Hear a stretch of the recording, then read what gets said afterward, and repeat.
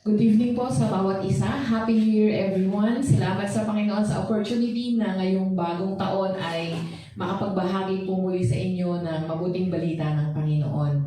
Ngayon ang first Wednesday ng 2021. Kaya nakakatuwa naman na umabot po tayo sa bagong taon na meron pong buhay at may kalakasan na sa Panginoon at mumula.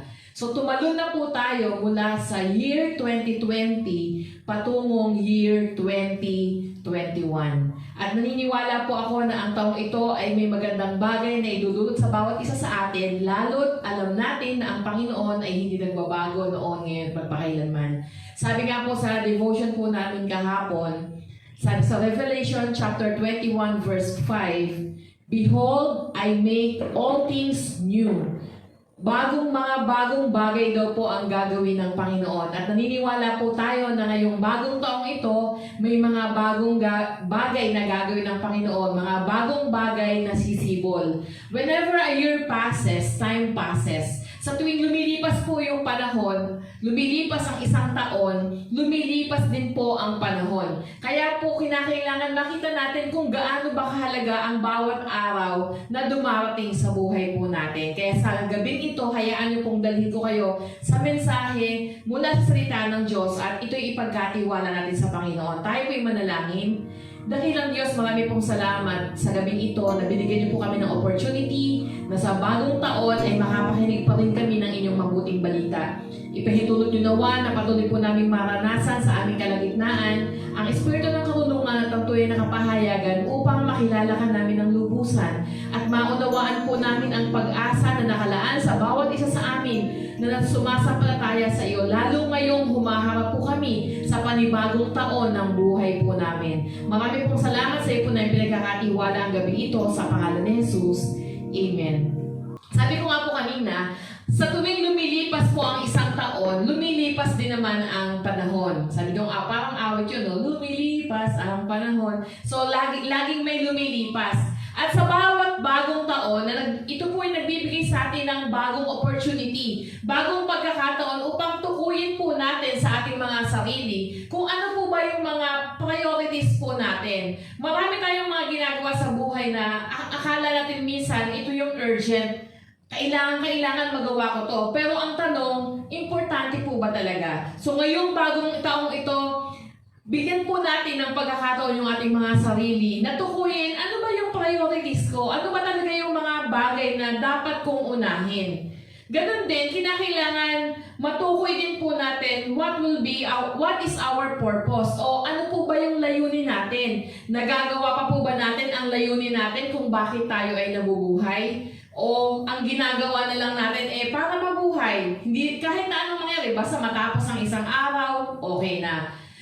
O ngayong bagong taong ito, opportunity din po natin ito para minsan pang balikan. Ano po ba yung life vision po natin? Ano po ba yung pangitain? Ano po yung tinatanaw po natin? Nakakatiyak na po ba tayo kung ano yung gagawin po natin 10 taon after na yon o di kaya mga 15 years, 20 years, ano yung gagawin natin sa buhay natin? Kung loobin ng Lord na mabuhay pa tayo ng matagal, ano po yung tinatanaw natin na gagawin po natin?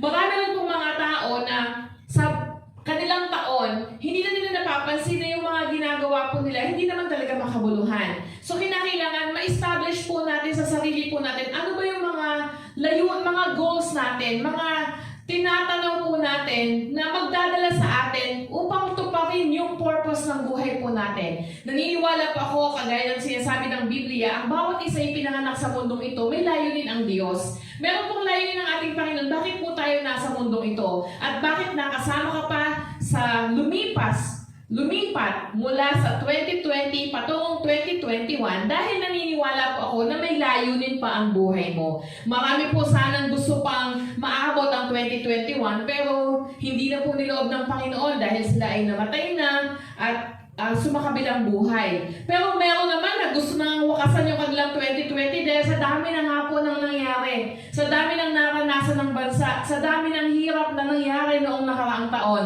Pero hanggang ngayon, buhay pa rin sila. So kinakailangan nakita po natin Ano ba yung mga makabuluhang bagay na pwede kong gawin para ang taong ito ay maging worthwhile, maging makabuluhan din naman para sa akin? At kinakailangan din po ngayong bagong taong ito, 2021, kalimutan na po natin ang nakaraan and let's move into the future. Na isang mensahe po na narinig po namin noong pagwawakas ng 2020 ay kinakailangan na nating mag-move out. Iwan daw po natin lahat ng mga bagahe natin noong 2020, lahat ng nagpapabigat sa ating buhay, lahat ng mga bagay na gumagambala sa'yo, nagpapahirap sa'yo, para hindi ka makapag-move on sa mga bagong bagay na gagawin ni Lord, kinakailangan kalimutan na po natin. Kalimutan na natin ang nakaraan at harapin po natin yung bagong bagay na gagawin ng Panginoon sa ating buhay. So, mahalaga na makita po natin na ang bagong taong ito na ating hinaharap, this will be a powerful one. Isang talagang makabuluhang taon sapagkat ang bawat taon na ibinibigay sa atin ng Panginoon, ito po talaga yung nagdudulot ng magandang bagay sa bawat isa. A new year is a powerful change. Kinakailangan lamang po na makita natin na sa bawat bagong taon, meron po tayong pwedeng gawin sa buhay po natin. At sa gabing ito, nais ko po kayong dalhin sa isang mensahe namin na magatang Wake Up, Redeeming the Time. Gising na po at atin pong sikapin na ang bawat oras sa buhay po natin ay maging makabuluhan. Wake up! So, kung may katabi ka ngayon, sabi mo sa kanya, wake up! Gising na, gising na. Kinakailangan po ngayong bagong taong ito, ang bawat isa po sa atin ay gumising. We need to wake up. For us to be changed, para makaranas po tayo ng pagbabago sa buhay natin, kinakailangan gumising tayo. Sabi nga po sa binanggit ko sa Revelation, God is making everything new. May mga bagong bagay na ginagawa ang Panginoon at gagawin siya ngayong taong ito. Naniniwala ako sa buhay mo at sa buhay ko, may mga bagong bagay na gagawin ang Panginoon. Hindi naman niya hahayaan na tumungtong tayo sa 2021 nang baliwala lang. Naniniwala po ako na may magandang bagay na gagawin ng Panginoon sa buhay ko at sa buhay ko. Kinakailangan lang po makita natin, we need to redeem the time. Pahalagahan po natin. Kinakailangan maunawaan po natin na ang bawat oras na ipinagkakaloob sa atin ng Lord ngayon ay hindi po natin masayang. Ano po ang una natin kinakailangan gawin? We need to arise. Sabihin mo nga sa iyong sarili, arise. Bumangon ka. Ang sabi po ng isang talata sa Ephesians chapter 5 verse 14, wake up, sleeper, rise from the dead, and Christ will shine on you. Sabi niyan malinaw, wake up, gumising daw po tayo. Gumising. Pero bakit sinabi pa na rise from the dead? Marami pong mga tao ang gumigising, pero hindi po sila bumabangon.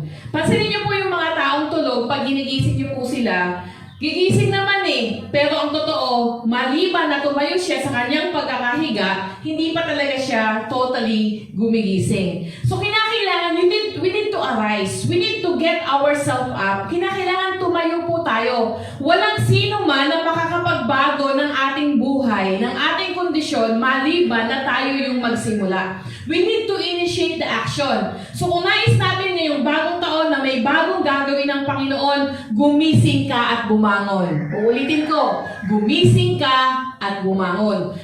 Wake up and arise. Kinakailangan sa iyo magsimula. Hindi pa pwedeng imumulat mo lang yung mga mata, tapos iintayin mo na lang na may mangyari sa buhay mo na naroon ka pa rin sa pagkakahiga. Naroon ka pa rin sa pagkakatulog. Nothing will change this year until you initiate it. Tandaan po natin, hindi natin pwedeng isisi kahit kanino ang magiging buhay natin ngayong taong ito. Malibang simulan po natin ito sa ating mga sarili, hindi po tayo makakaranas ng magagandang bagay na inilaan ng Panginoon. Maraming mga tao, pag pumapasok ang bagong taon, gumagawa po sila ng mga New Year's resolution. Hindi naman yun masama, pero ang totoo, yung mga New Year's resolution na ginagawa ng marami, nananatiling New Year's resolution na lang. So isipin nyo nga po, nung 2020, from 2019 to 2020, meron ba kayong ninais na gawin nitong 2020? So kung meron, isipin nyo nga po, lahat ba yun nangyari? So sa iba, pwedeng nangyari dahil nag-initiate sila. Dahil ginawa nila yung kanilang makakaya, inilaan nila yung sarili nila para doon sa pagbabago na gusto nila. Pero doon sa iba, na naging resolution lang yon, na hindi pa rin siya bumangon, wala pa rin siyang ginawa, hindi pa rin siya nag-initiate ng pagbabago sa kanyang sarili, nanatili pa rin siya kung ano siya noong ginawa niya yung resolution hanggang natapos na ang isang taon. Nothing will change until you initiate it. Kaya kinakailangan, ang makita po natin, we need to wake up and we need to arise. Kinakailangan po na magbago po tayo. Ang sabi doon, if you arise, Christ will shine on you. Sino ba ang Panginoon? Sino ba si Kristo? Si Kristo po, He is our anointed King, the anointed King. At kapag ang Panginoong Jesus ay nasa ating buhay, kapag sa buhay mo, sa puso't isip mo ay tinanggap mo ang Panginoon, He will shine on you. Makikita mo kung paano aayusin ni Lord ang buhay mo, at makikita mo rin kung paano ang karingningan ni Kristo ay mararanasan mo sa iyong buhay. So, di ba napakasarap isipin na magsisimula ka ngayong taon that Christ will shine on you. Na kapag ikaw talaga ay pinagtiwala mo ang buhay mo sa Panginoon, magninining siya sa buhay mo, magliliwanag siya sa buhay mo, at makikita mo kung ano yung magandang layunin niya para sa iyong buhay. Okay ba yon? So, we need to wake up. And as we wake up, we need to arise. Pero hindi lang yon. You need to be wise. Sabi mo sa iyong sarili, be wise. Be wise. Maging marunong ka. Sabi ng Ephesians chapter 5, verses 15 and 16, sabi doon, be very careful then how you live, not as unwise, but as wise, making the most of every opportunity, because the days are evil. Sabi, maging maingat po daw tayo kung paano tayo mamumuhay. Hindi daw po bilang mangmang, bilang hangal, kundi bilang mga matatalino, marunong, making the most of every opportunity. Ito yung sinasabi ko kanina na, let's redeem the time. Let's make the most of every opportunity because the days are evil. Ano ba yung wisdom? Ba't ba kinakailangan na maging wise po tayo? Yung wisdom po, ito yung knowledge na nai-apply mo na. Ibig sabihin, meron kang nalaman, meron kang natutunan, at ito ay ini-apply po natin. Ano ba yung knowledge o yung kaalaman? Yung knowledge po, ito yung mga information na na-acquire po natin. Knowledge is information. Lahat ng mga natututunan natin, knowledge po yun. Lahat ng naririnig sa paligid natin na tinitake natin, knowledge po yun. And there is also, sabi ng Bible, yung understanding. Ano naman yung understanding? Yung understanding, may dumating sa iyo na knowledge or information, ngayon naman, inuunawa mo ito. Kino-comprehend mo siya. So, yung understanding is your comprehension. So, may nakuha kang knowledge, may nakuha kang kaalaman, at ngayon ay inuunawa mo ito. Pero yung wisdom, kung paano mo i-apply yung iyong nalaman at yung iyong naunawaan. Ang sabi po nung verse, be wise.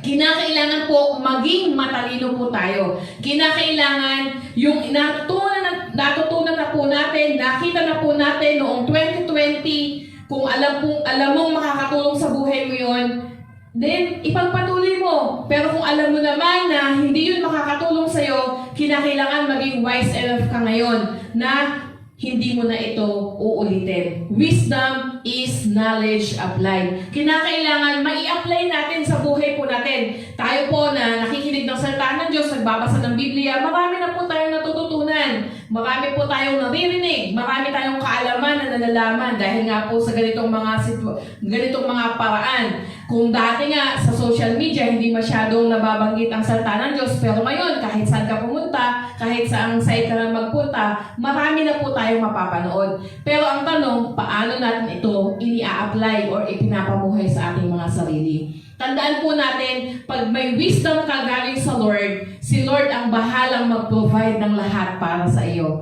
Kapag yung wisdom na yun, yung karunungan sa buhay ay ipinagkaloob sa iyo ng Panginoon, wala kang aalalahanin. Because God will work in your lives with signs and wonders na hindi mo pa nakikita. This year will be a wonderful year kapag ang Panginoon ay siyang kumilo sa ating mga buhay. So, kinakailangan po natin ng wisdom. Sa buhay po natin, kinakailangan maunawaan po natin na ang Lord after siya sa kung ano yung decisions na meron tayo.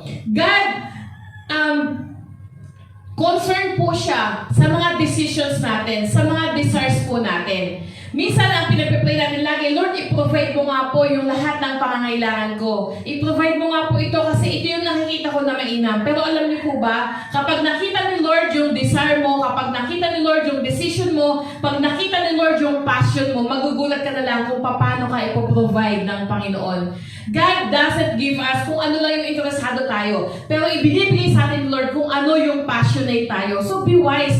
Ano ba yung passion mo ngayong taong ito? Ano yung pinakagugusto mong gawin? Kapag nakita mo na ito yung pinagagawa sa iyo ng Panginoon, magpatuloy ka. Kasi sigurado ako na ipoprovide ng Panginoon ang lahat ng pangangailangan mo.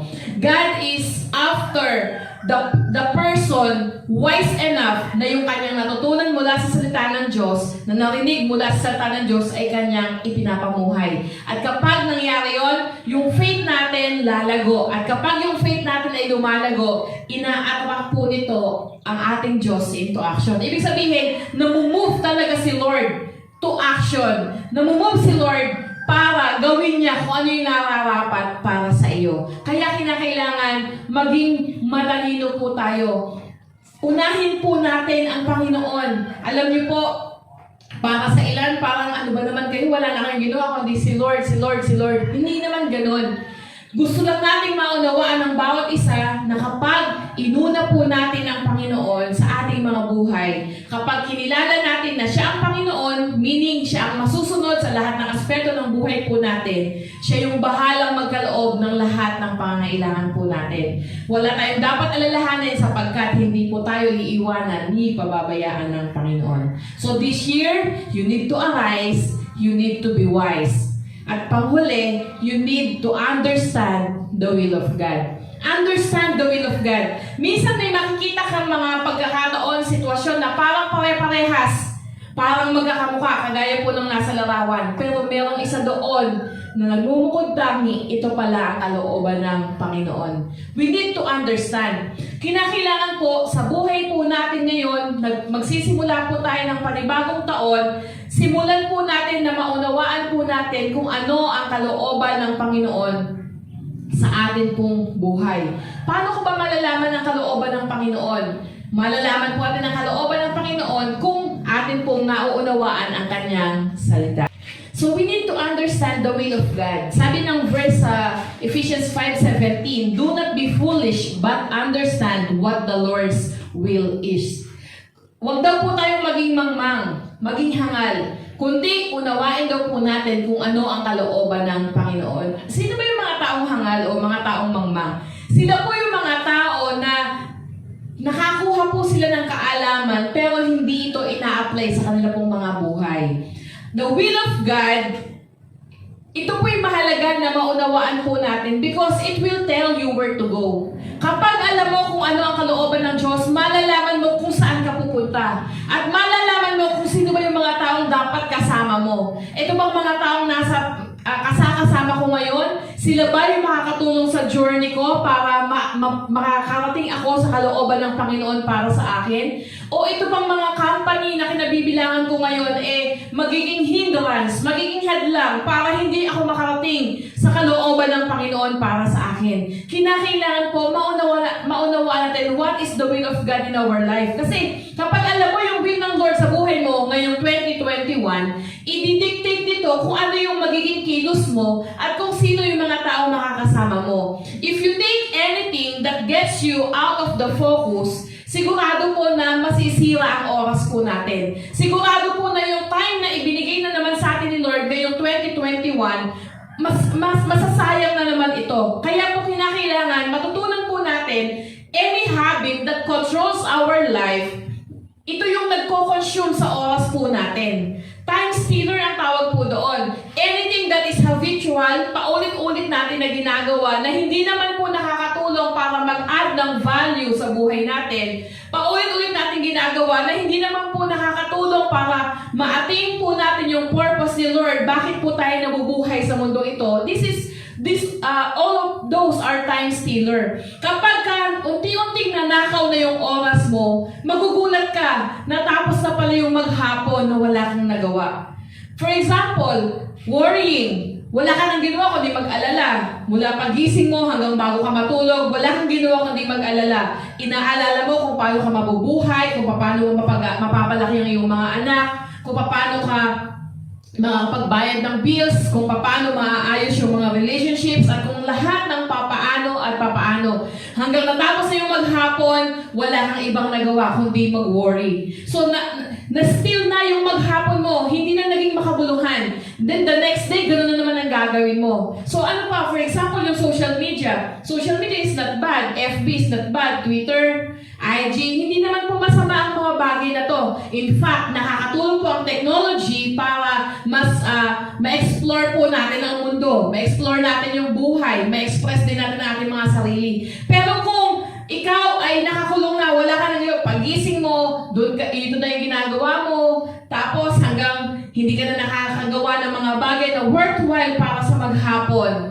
nai-steal ang oras po natin. Minsan naman, mga bad company, mga kaibigan na akala mo kaibigan, pero ang totoo, nilalayo ka pala nito sa kalooban ni Lord para sa buhay mo. Mga kaibigan na hahatakin ka na unahin ang ganitong bagay, na hindi naman ito yung nais ng Panginoon. Mga kaibigan na inilalayo ka sa iyong pamilya. Mga kaibigan na binibigyan ka ng masamang impression para magkaroon ng hindi magandang pananaw sa kapwa. Ito yung mga bagay na kapag kinokontrol na yung buhay po natin, nasasayang po ang oras po natin. Or any habits, mga laro, gaming, kung ano-ano bang bagay, mga bisyo na ginagawa po natin ng paulit-ulit, nagiging habitual, nauubos yung oras po natin. Mga kapatid, gusto ko pong sabihin sa inyo ngayon, let's redeem the time. Let's redeem the time.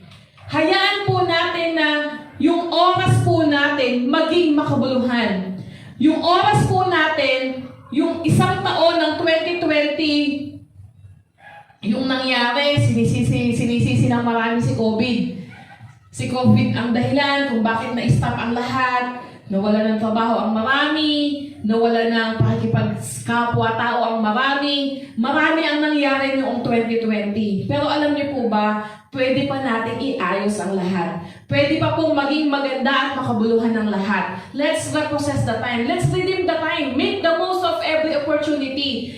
Your life is your time. Tandaan po rin ang sabi sa Ecclesiastes, ang bawat tao ay pinapanganak. At yung in-between kung kailan ka pinanganak, let's say for example, pinanganak ka 1980 to 2020. Iyon yung time frame ng buhay mo. Naka-envelope ka, nakapaloob ka sa time na yon, and that is your life. At whatever you are doing in your time, that is your life. Kung ano ang ginagawa mo sa buhay mo, iyon sa oras mo, iyon ang buhay mo. Kaya po pag-isipan natin mabuti, nagiging makabuluhan ba ang bawat oras na meron tayo? Kasi kung ano ang ginagawa mo sa oras na pinagkaloob sa'yo ng Diyos, iyon ang nagiging buhay mo. Anyone or anything that consumes your life, that consumes your time, is consuming your life.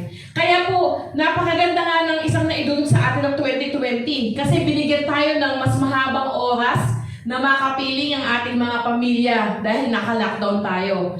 So, iyon naman para sa marami, negative pa rin. Kasi ang gusto pa rin ay lumabas. Ang gusto pa rin ay makapunta sa mga dapat puntahan. But you know what? Kung mauunawaan lang po natin yung beauty na ibinabalik ni Lord, nire-restore po niya yung relationship sa family, I believe, ma-enjoy po natin yung times together with the family.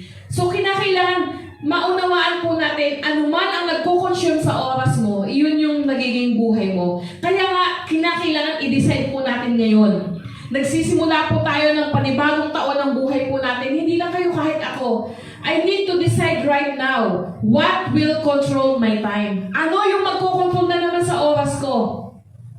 Kung natapos tayo noong 2020 na minsan nagbabasa ng Biblia, minsan hindi, sa mga nagbabasa na, sikapin po natin ngayon na desisyonan, I will do my daily devotions again. I will attend my cell group.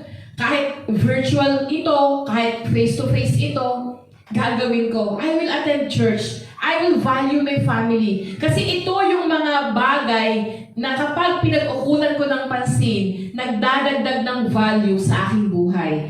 Kung may trabaho ako, pagbubutihan ko yung trabaho ko ngayon. Kung nag-aaral ako, pagbubutihan ko yung pag-aaral ko ngayon. Kahit na modular lang ito, o kahit na ito ay online, anumang klase ng, anumang kaparaan, ito, pagbubutihan ko ito. Because this is how I will hold my life. Ganito ko pang hahawakan yung oras ko, ganito ko gagamitin ang buhay ko. So, ang sikreto para po maprotektahan po natin yung ating oras, ay alamin natin kung ano yung purpose ng buhay po natin. Kapag alam mo yung layunin ng buhay mo, matututunan mo kung ano ba yung dapat mong oohan at yung dapat mong hindian. Marami tayong pwedeng maging lakad, pero hindi lahat ng lakad inoohan. May mga lakad na dapat we say no kapag hindi naman po ito tutuon sa kung ano ang plano ng Diyos para sa iyo. May mga bagay naman na kahit parang mukhang ayaw mo, we say yes. Kasi alam natin, kapag ginawa po natin ito, mamimit po yung purpose ni Lord sa buhay po natin. Minsan ang sinasabi ng iba, ginagawa ko naman ang lahat ng to para sa Lord. Tama naman, maganda naman pong pakinggan. Pero alam niyo po, ang tamang tanong doon, ito ba yung pinapagawa ng Lord para sa akin? Tandaan po natin, ngayong taong ito, nagsisimula po tayo ng 2021, marami sa atin magsusulat na naman ng mga plano. So, kinakailangan isulat natin. Kung alam mo na ito yung purpose ni Lord para sa'yo, ngayong taong ito, sa mga susunod na taon, iyon yung ending. Pero yung plano, yung steps, hindi natin alam kung ano yung magiging mga hakbang po natin. So, kinakailangan isusulat natin yun. Kinakailangan pag-iisipan natin yun. Nung tinawag ng Lord si Joseph na maging hari, hindi naman alam ni Joseph na mahuhulog pala siya sa bangin. Hindi niya naman alam na ibebenta pala siya ng kanyang mga kapatid na makukulong pala siya. Kasi kung alam niya yun, baka ayawan na lang niya. Si David, nung maging king siya, hindi naman niya alam yung mga pagdadaanan niya eh. Pero unti-unti, inire-review ni Lord yung mga plans na meron siya. Tayo rin po mga kapatid, yung ending ng buhay po natin, nakaplano na yun. Nilalakaran po natin ngayon yung bagay na tapos na sa Panginoon. Our future is God's past. Past na po ni Lord yung kinabukasan po natin. Tayo ay lalakad na lang. So kinakailangan maging maingat po tayo sa bawat pagpaplano. Sabi po ng Proverbs chapter 16 verse 1, the plans of the heart belong to man, but the answers of the tongue is from the Lord. Tayo daw po ang nagpa-plot ng mga plano ng buhay natin. Pero ang ending pa rin ito, ano pa rin ang sinabi ng Panginoon. So kailangan makita natin, ano ba yung nais ni Lord na lakaran ko. Kaya importante yung binilin sa verse 3, that commit to the Lord whatever you do, and He will establish your plans. So ano man yung mga plano na nakita mo, kung ngayong taong ito, sinasabi sa'yo ng Lord na ipopromote ka niya, so ano yung mga plans na meron ka? Pagbutihan mo ang trabaho mo, maging faithful ka sa Lord, sa lahat ng bagay, maging faithful ka din sa pinagtatrabahuhan mo, at makikita mo kung paano ka ipopromote ni Lord. Kung ngayong taong ito, sabi sa'yo ng Lord, ibibless ka niya ng material things, ng mga kayamanan sa mundong ito. So ano yung mga plans na meron? Commit to the Lord whatever you do, and your plans will succeed. Lahat ng plano na meron po tayo ay pagpapalain ng Panginoon kapag itinalaga po natin sa Diyos ang lahat ng ito. At ang huli po, sabi doon sa verse 9, a man's heart plans his way, but the Lord directs his steps. Ang tao daw po ang siyang nagpaplano ng kanyang daan, pero si Lord ang nagdidirekta. ang direktor ng atin pong mga hakbang. Ako po, tuwang-tuwa lang ako kapag nauunawaan ko palagi na marami akong pinaplano, pero kapag hindi ng kalooban ng Lord, hindi nagaganap. Alam nyo, napakasarap po sa buhay ng tao na makita niya na kapag si Lord ang may hawak ng buhay niya, wala po siyang dapat ipag-alala, wala po siyang dapat na ikapangamba. Kasi si Lord ang tiyak na magdidirect sa bawat hakbang po natin. So, kahit na minsan marami po tayong plano na nakalagay, nandyan nakaplat, pero si Lord pa rin ang nagdidirect ng lahat ng ito. Siya pa rin ang nagsasabi kung saan tayo susulong at kung saan tayo hindi dapat pumaroon. So, make your plans based on the purpose of God. Gawin po natin na yung plano natin ay nakabase sa purpose, sa layunin ng Diyos sa buhay po natin. The purpose is the end and the plan is the process. Ano yung process? Lahat ng dadaanan natin ngayong taong ito may proseso. Pero gusto ko pong sabihin sa inyo mga kapatid, our times are in the hands of God. My times are in your hands. Sabi ng Psalm 31:15. Naniniwala ako that 2021 is my year. Kung paano kong pinaniwalaan that year 2020 was my year, I still believe that 2021 is my year. Why? Because my times are in God's hands. Ang buhay ko ay nasa kamay ng Diyos. So kinakailangan ko lamang makita sa aking buhay. I need to wake up. I need to arise. I need to be wise. I need to understand the will of God. Because my times are in His hand. Mga kapatid, gusto ko pong sabihin sa inyo, walang may hawak ng buhay natin maliban sa Panginoon. My times are in God's hand. Ipagkatiwala lang po natin sa Diyos ang ating pong oras. Ipagkatiwala po natin sa Diyos ang ating buhay. Ipagkatiwala po natin sa Diyos ang taong ito. At sisiguraduhin ko po sa inyo, sinabi pa rin ng salita ng Diyos, my plan is to prosper you, not to harm you. My plan is to give you hope and a future. So hayaan po natin na ngayong taong ito, ma-enjoy po natin yung bagong taon na ang kasama po natin ay ang katiyakan na hawak ng Diyos ang ating mga buhay. Na ang bawat oras na meron tayo ay itinakda ng Panginoon para sa atin. Ito ay oras kung saan magiging makabuluhan kapag nakita po natin ang magandang layunin ni Jesus para sa atin. Tayo po'y manalangin. Father God, we honor you tonight. Thank you for the truth that our times are in your hands. Thank you for the opportunity, Lord God, na makatungtong po kami ng panibagong taon ng 2021. Allow us, Lord God, to arise. Allow us to be wise. Help us, Lord God, to understand your will so that malakaran po namin yung mga plano na meron ka para sa buhay po namin. At ang dalangin ko sa bawat isa na nanonood ngayon, Lord, hindi maging habitual ang panonood po namin ng mga gawain kagaya nito. Kundi naroon talaga yung passion, naroon talaga yung desire na sa bawat panonood namin, sa bawat pakikinig po namin, maka-enkwentro kami ng salitang nagmumula sa iyo na totoong magbabago ng buhay po namin. Magtutulong po sa amin para makita ang magandang layunin mo. Ang dalangin ko sa bawat isa na nanonood ngayon, Panginoon, abutin mo sila na yung kapangyarihan at yung mapagpalang kamay. At anuman ang kalagayan po nila, hayaan niyo po ang pag-asa ay maranasan po nila. Makita po nila na ang panibagong taong ito na yung pong pinagkaloob na amin pong masaksihan ay magandang taon, Panginoon, para sa buhay ng bawat isa sa amin. At anuman, Panginoon, ang sinasabi ng kapaligiran po namin, anuman, Panginoon, ang nagaganap sa paligid po namin, wala kami dapat ikatakot at ipag-alala dahil ikaw ang may hawak ng buhay po namin. Ang lahat ng bagay ay magaganap lamang sang-ayon sa magandang layunin mo para sa aming lahat. Sa inyo po pinagkakatiwala ang bawat pamilya na inirepresent ng bawat naman nanonood ngayon. Hayaan po ninyo na malaya kayong kumilos at gumalaw sa kanilang mga buhay at maranasan po nila na ang panibagong taong ito ay punong-puno ng pag-asa para sa amin.